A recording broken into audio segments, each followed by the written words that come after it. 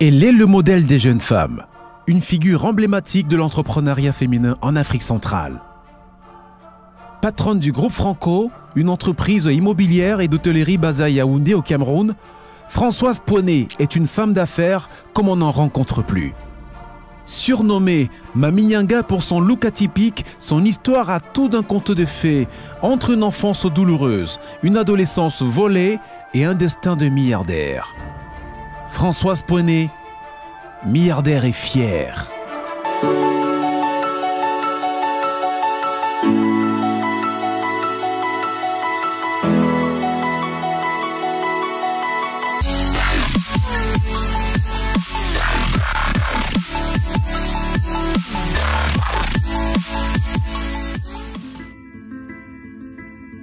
Allure filiforme, coupe boule à zéro, lunettes fumées Dolce & Gabbana.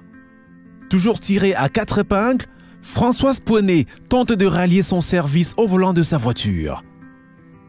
Dans les bouchons à 7 heures de la matinée, la milliardaire camerounaise doit faire preuve de patience pour ne pas craquer.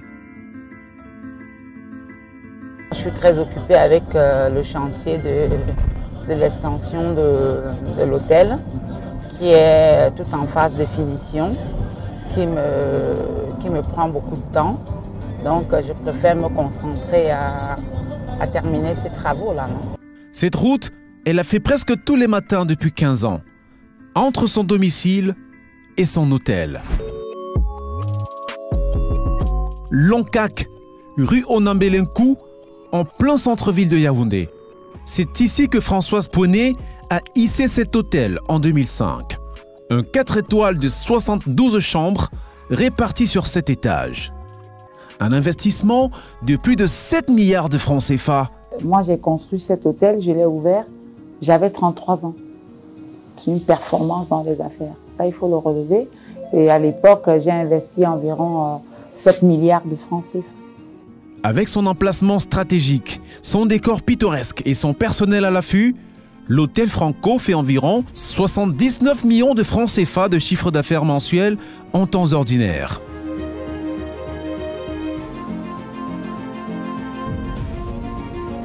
On a fini l'année 2019 avec d'excellents résultats, où on a eu un taux de fréquentation qui était aux alentours de 50-51% de taux d'occupation annuel. On reste dans la moyenne de la ville de Yaoundé, qui est aux alentours de 50-55%. 2019 a été une très très bonne année. On ne peut pas parler de 2020 maintenant. Je peux parler des années antérieures, où j'étais là aussi également pendant 4 ans, de 2010 à 2013, où on avait un taux de fréquentation qui était... un taux d'occupation qui était magnifique par rapport à la ville de Yaoundé. Je dis bien par rapport à la ville de Yaoundé. On était très bien placés au niveau de nos hôtels concurrentiels, tels que le Montfébé ou le Djega, où on était très très bien positionnés.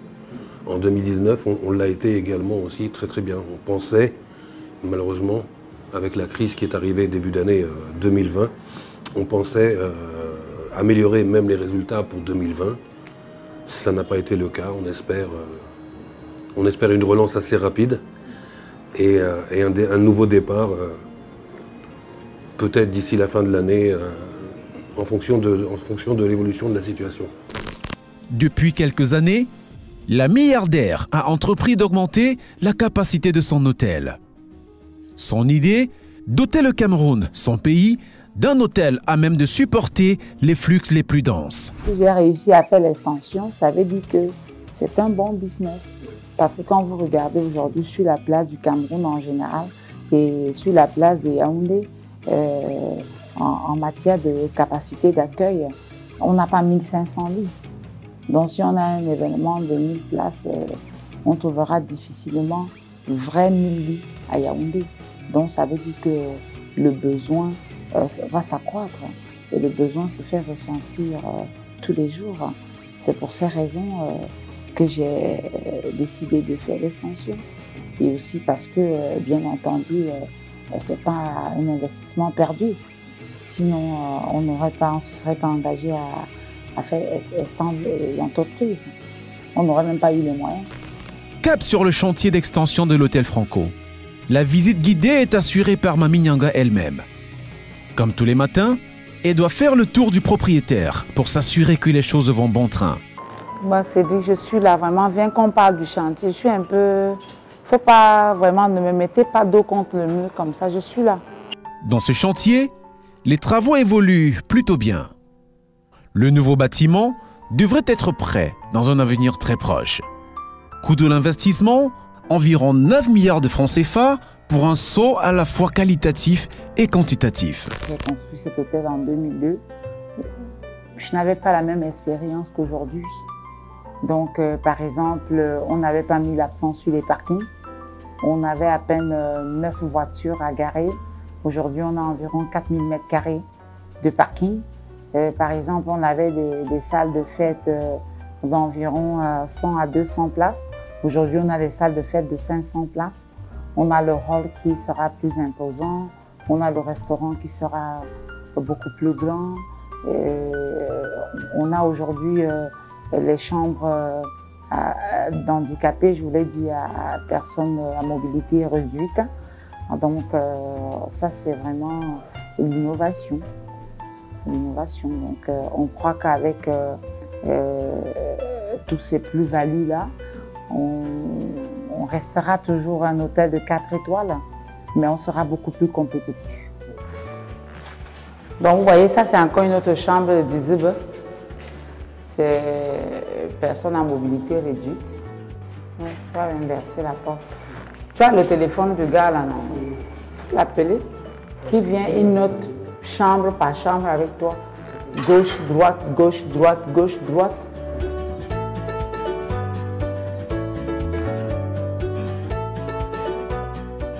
Avec cette extension, les recettes de l'hôtel devraient doubler à mesure que les activités, sérieusement perturbées par la pandémie planétaire de la Covid-19, redémarrent. Mais Françoise Poney, ce n'est pas seulement cet hôtel. La milliardaire possède des propriétés à usage locatif un peu partout et même un hôtel à Londres, en Angleterre. Je fais rêver des jeunes, des femmes à travers le monde. Je suis un exemple à suivre. Nouvelle route Bastos. Au milieu de toutes ces bâtisses se dresse cet immeuble, celui de Françoise Poney, un parmi tant d'autres, autrefois loué à l'agence de régulation des télécommunications pour plusieurs millions de francs CFA. La mensualité.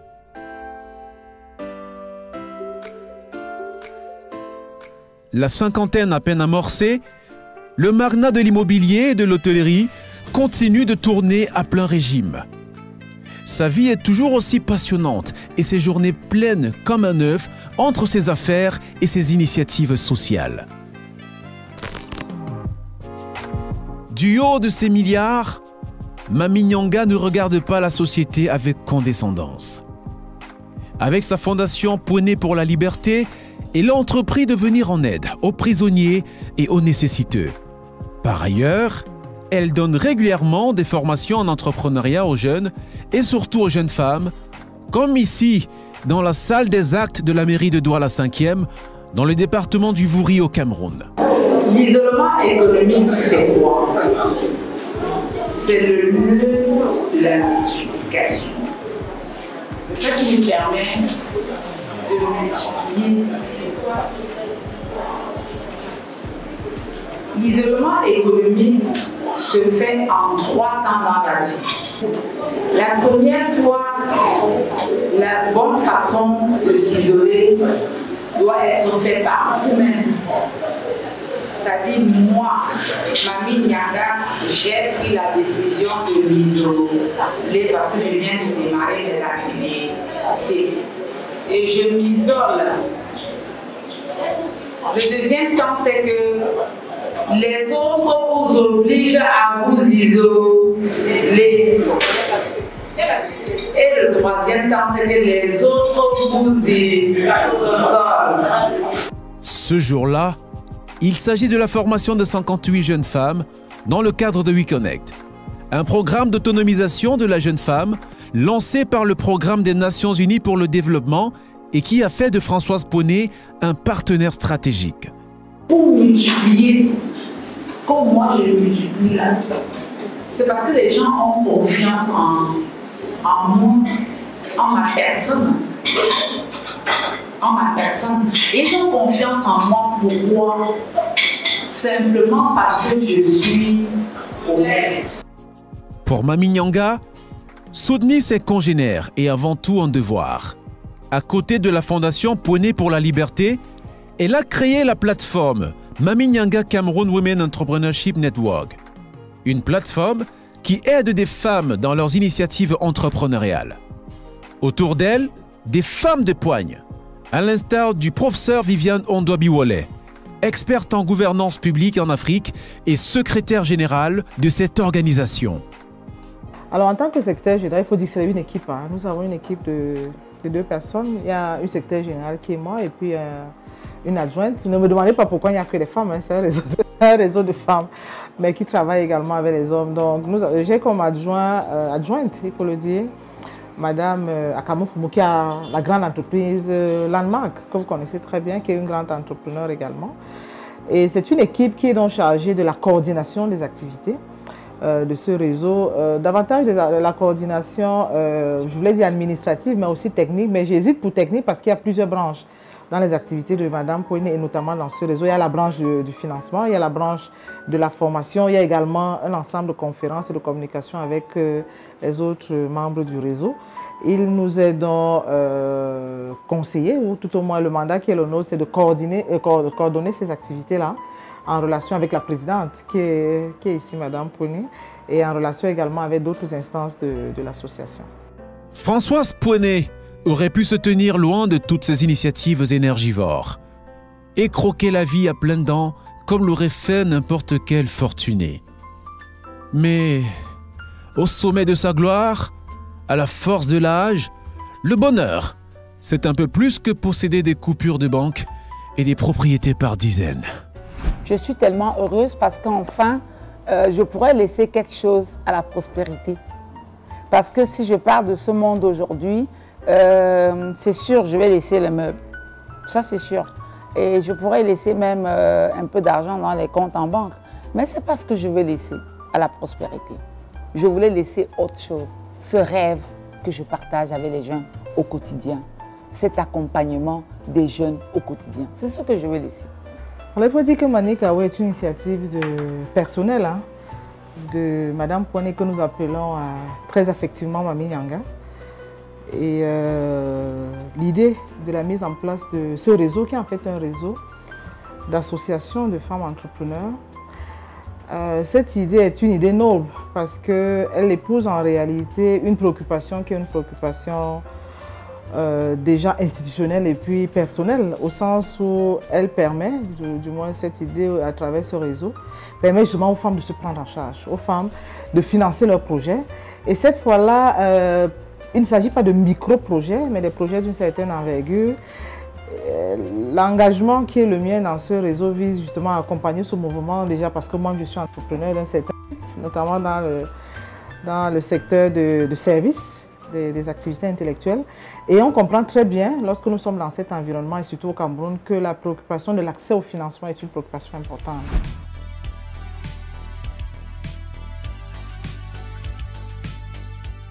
Une villa au cœur de Bastos, ce quartier chic de la capitale. Ici, la résidence Mami Nyanga, un havre de paix dans un décor de paradis artificiel. Les journées de la milliardaire démarrent ici, entre activités sportives, instants de méditation, fruits et légumes. Moi, je ne prends pas de jus d'ananas aujourd'hui. Aujourd'hui, je prends le jus de Kasmanga. Parce que hier, j'ai pris l'ananas, donc aujourd'hui, je prends autre chose.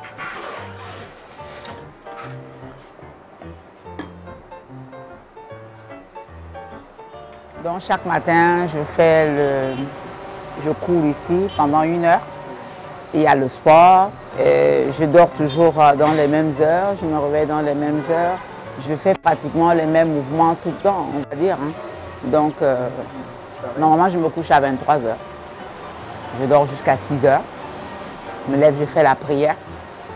Première chose. Acte numéro 2, la balance. Voir quel est mon poids. Si je n'ai pas pris 200 grammes, 300 grammes, tous les jours. Ah oui, je suis une maniaque. Donc, s'il m'arrive par exemple de voyager pour 4-5 jours, moi je vais mettre ma balance dans la valise. Ah ben oui, parce que je ne vais pas prendre un seul gramme. Moi j'ai 1,86 m et je pèse 69-70 kg depuis plus de 20 ans. Même si elle prétend le contraire, sans doute par modestie, Mamie Nyanga n'a pas fait le cordonnier mal chaussé à en juger par le luxe que dégage le domicile. Installée ici depuis une trentaine d'années, avec sa petite famille, Françoise Poney a vu le quartier changer de physionomie chaque jour un peu plus. J'habite ici il y a une trentaine d'années. Tout ça, c'était la forêt. C'était la forêt. Après, il y a eu l'école de Bastos. Après, il y a eu le général Mabou. Après, il y a eu le monsieur qui est juste en face là. Et après, tous ceux qui sont là, ils sont là depuis une dizaine d'années seulement. Donc, j'ai vu tout le monde arriver dans le quartier. 30 ans. C'est presque le temps qui a passé depuis son départ de la région de l'Ouest où elle a poussé son cri primal pendant la décennie 70. D'un père catéchiste et polygame et d'une mère ménagère, Françoise Poney n'est pourtant pas née avec une cuillère en or dans la bouche. Au milieu de sa fratrie de 15 personnes, elle se démarque avec brio. C'est ainsi qu'en 1980, elle décroche son certificat d'études primaires élémentaires à l'école primaire catholique de Banka et son brevet quelques années plus tard au collège Bellevue de Bafang, dans l'ouest du Cameroun. Après ce court séjour au collège, Françoise Poney sera mariée contre son gré au roi du village d'alors. À l'époque, elle est âgée de seulement 15 ans. Si je vous raconte ma vie, moi j'ai tellement souffert quand j'étais au village parce que je suis allée en mariage, j'avais 15 ans. Mais parce que j'étais quand même, regardez comment je suis maintenant à 50 ans. Regardez comment j'étais il y a 35 ans. J'étais quand même une belle femme. Donc, et puis à l'époque, il faut voir que tout ce qui était bien appartenait au roi. Une belle fille du village, c'est pour le roi. Un grand régime de plantains dans votre champ, c'est pour le roi. C'était comme ça, le coq. Si vous avez un coq qui est vraiment costaud chez vous, vous envoyez à la chefferie, vous ne pouvez pas manger. Parce que vous dites que non, ça c'est réservé pour le roi. Donc c'est comme ça que le roi a placé son dévolu sur moi. Parce que j'étais donc juteuse, j'étais croquante, j'étais belle, il faut le dire. Contre ma volonté, oui. Mais ce qu'il faut dire, c'est que à la fin, je suis aussi tombée amoureuse du roi. Malgré la distance d'âge, je suis tombée amoureuse de lui. Et puis, je l'aimais. Et puis, comme j'étais une insoumise, il a décidé de me repudier. Et c'est pour ça que j'ai fait 1001 démarches pour regagner la chefferie. Il a refusé. Il a refusé. Parce que comme j'étais tombée amoureuse, je voulais absolument rentrer et le retrouver à la chefferie. Passé cet épisode, Françoise Poney ne va pas baisser les bras. Elle va faire partie en 1986 de la première cuvée des infirmières diplômées d'État à Bafoussam. Pendant ses fonctions à l'hôpital Adutchem de Banka, où elle sera recrutée un an plus tard, elle fera également de la vente des beignets en parallèle. J'ai vendu les beignets dans mon village. C'est moi qui ai d'ailleurs innové ça dans mon village parce que dans le Hunkam, les gens ne connaissaient pas le beignet de haricots parce que ça venait de Batié. C'est moi qui ai innové ça dans mon village. J'ai vendu des beignets. Et à ses heures perdues, elle vient en aide à une femme d'affaires qui commercialisait des pagnes à l'époque et sera rémunérée à hauteur de 500 francs CFA par jour. Et puis un jour, il lui vient à l'idée de se lancer elle aussi dans le business des pagnes et c'est ainsi qu'elle prend la route de Cotonou au Bénin. J'ai bravé la mer, comme vous devez le savoir, jusqu'à Cotonou. Dans le langage de terre à terre, j'ai waouh. Elle commence à y acheter des pagnes pour ensuite revenir les revendre au Cameroun. Grâce aux bénéfices de ce commerce juteux, elle ouvre dans la foulée l'un des plus grands bars, à Bafoussam. Entre-temps, elle démissionne de ses fonctions d'infirmière à l'hôpital Adlutiem de Banka. Peu de temps après, sur les conseils de son entourage, elle décide de tout plaquer pour mettre tout son capital dans la création d'une entreprise de bâtiments et de travaux publics. Le début des premiers contrats dans les BTP. J'ai été sélectionnée la première femme au Cameroun quand le gouvernement a décidé, avec le ministre d'État Kodok, quand il était ministre des Plans, quand ils avaient décidé de privatiser les travaux publics. Donc j'ai donc été sélectionnée parmi les entreprises qui devraient donc porter dans les travaux publics au Cameroun. Mais moi, je ne fais plus les routes. J'ai dû abandonner. En 93, on a été formés avec... Il y a d'autres qui sont restés. Hein. Vous avez les Benz, l'entreprise Benz. Je ne sais pas si vous connaissez. On a été sélectionnés ensemble et après la sélection, on a été formés par l'Union européenne qui venait d'ailleurs de s'installer. Comment gagner de l'argent, comment monter un DAO, comment faire le sous-détail de prix. Et par la suite, on a passé des très bons moments avec le PFED 1, le PFED 2, le Stabex 1, le Stabex 2.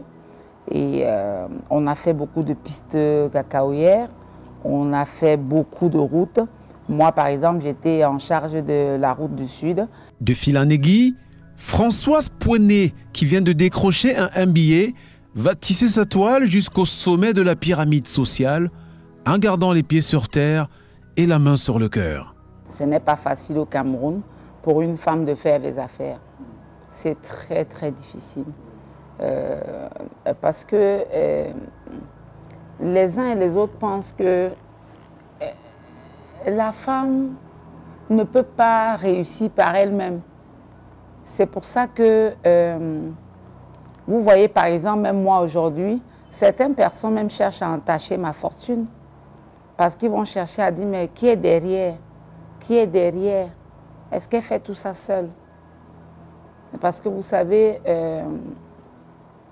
le succès a toujours les parents et l'échec est toujours orphelin. Donc quand j'arrive au niveau où je suis là, et je m'affirme, comme vous voyez, je m'affirme là, parce que je suis dans la vérité. Je suis dans une fortune justifiable. C'est-à-dire parce que je l'ai construit vraiment step by step, vous voyez. Je viens d'avoir mon MBA, Master en Business Administration, que je pourrais vous présenter tout à l'heure en 2020. Je viens de l'avoir. Moi aussi, je vais davantage me former pour mieux former les autres. Donc, je viens de l'avoir. Ça, c'est la certification. Vous voyez bien dessus que j'ai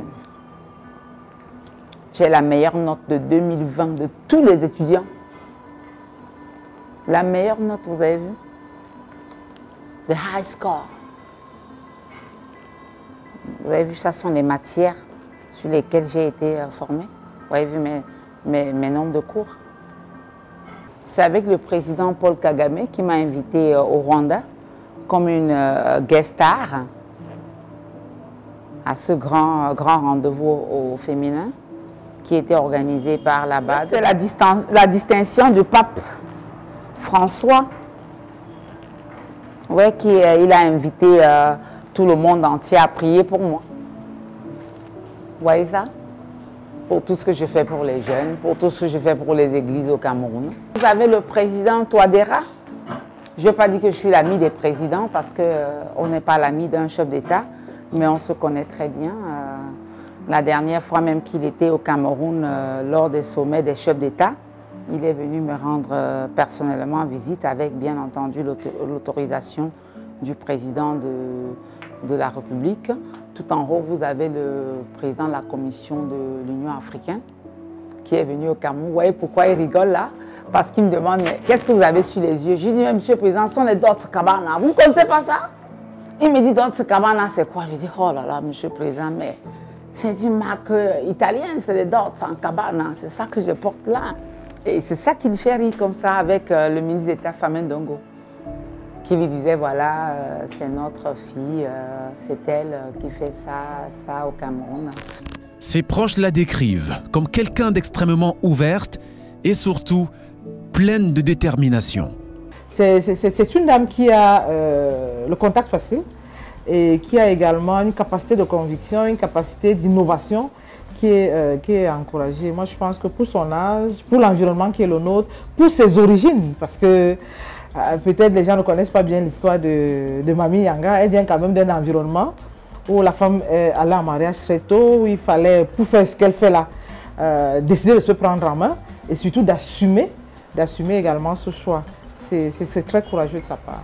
Aujourd'hui, je suis fière de parler de ce parcours et je suis davantage heureuse de parler de ça parce que je veux surtout que les jeunes prennent de la force avec mon exemple, qui croient qu'ils peuvent aussi eux-mêmes demain être comme moi, être même plus que moi. On aurait dit une histoire sortie tout droit d'un polar. Mais que non. Françoise Pouéné, dit Mamie Yanga, est un autre modèle de réussite pour une jeunesse africaine en quête de repères. Un nom dont la résonance dans le monde des affaires se fait désormais entendre au-delà des frontières camerounaises.